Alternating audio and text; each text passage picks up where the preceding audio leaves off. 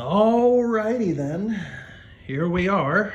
We're talking about converting fractions to decimals. Notice I have the fraction 3/10 here.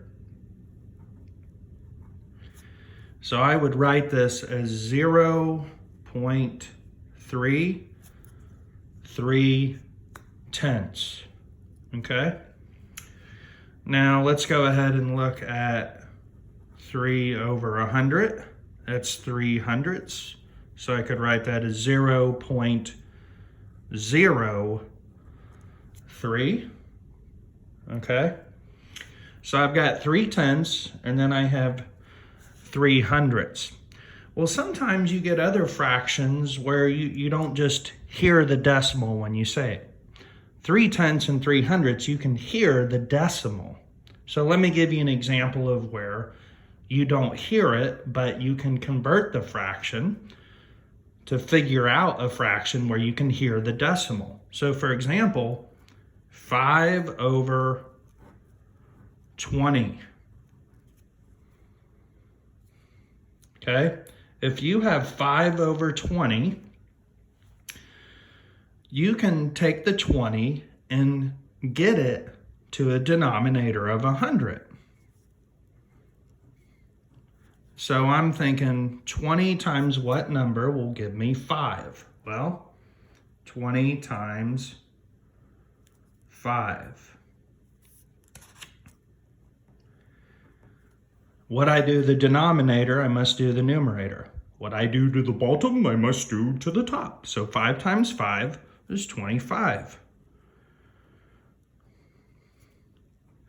So now that I have this out of 100, I can now say it, 25/100. You can hear it. So if you have a denominator of 10 or 100, or even 1,000, you're going to hear the decimal, okay? Now, let me show you a different example where you can't get the denominator to 100. So for example, 3 over 8, I can't get this to 10 or 100 or 1,000 or anything like that. So every fraction is a division problem. So what I would do is I would go ahead and divide. So I have my dividend of 3 and my divisor of 8. Itsy bitsy divisor divides a dividend. Out comes the answer, otherwise known as the quotient. If there's anything left over, then that's the remainder.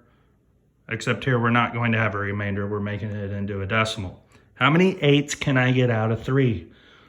You betcha, 0. So I put a 0 and then a decimal point, and then I put a 0 right here. Now I'm asking myself, how many 8s can I get out of 30? That would be 3. Now it's not actually 3 groups we're pulling out. It's 3/10, right? Now we subtract 3 times 8, which is 24. And this is 6. Now I like to just count up. I did the crossing out there for you. And then you put a 0 here. And you do, how many 8s can you get out of 60? 8 times 7 is 56. 7 times 8, 56. We subtract that. Count up here, that's 4. And then we put a 0. You keep putting a 0 until you get no remainder down there, okay? So how many 8s can we get out of 40? Well, that would be 5. 5 times 8 is 40. 40 subtract 40.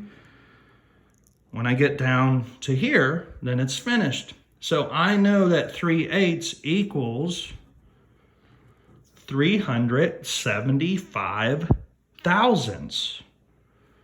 All right? So, different strategies here.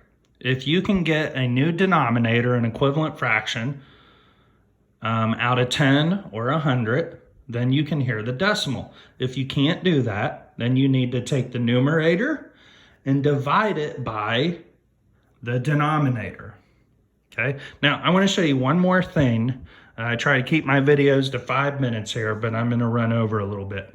Let's say you have something like this.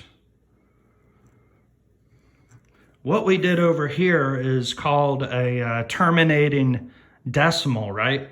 Well, 2/3, this is actually going to give me what we call a repeating decimal. It'll go on forever. So I do 2 divided by 3. How many 3's can I get out of 2? 0. Put the decimal. Then I can pull 6 3's out, which is actually 6/10. Now this is 2, right? I count it up, and I put a 0 here. See how this is going to start repeating? It's going to go on forever.